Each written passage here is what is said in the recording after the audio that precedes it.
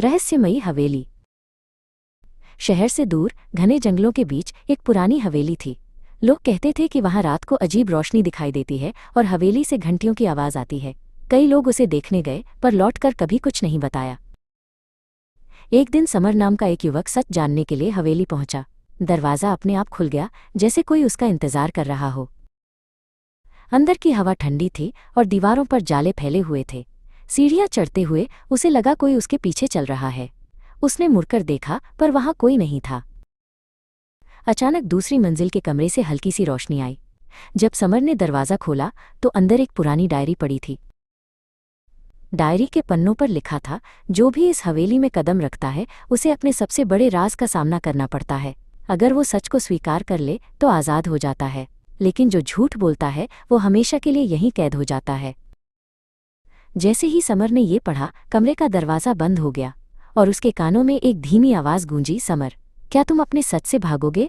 कमरा अंधेरा हो गया और उसके सामने एक आईना प्रकट हुआ, जिसमें उसकी परछाई नहीं बल्कि उसका छिपा हुआ अतीत दिख रहा।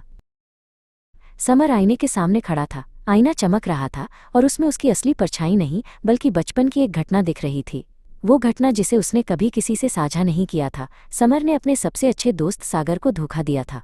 एक हादसे के समय वो मदद कर सकता था, लेकिन डर के कारण भाग गया और सागर जिंदगी भर अपाहिज हो गया।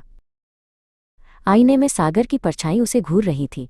क्यों भागे थे तुम? तुम ही जिम्मेदार हो मेरी हालत के लिए। समर के माथे पर पसीना था।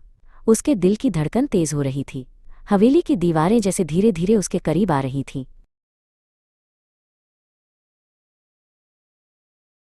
वो चिल्लाया, हाँ, मैंने गलती की थी।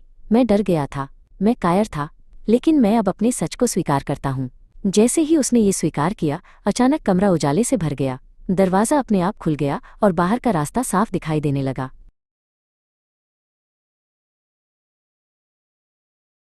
आईना धीरे धीरे पिघलने लगा और उसमें से सागर की मुस्कुराती हुई तस्वीर उभर आई।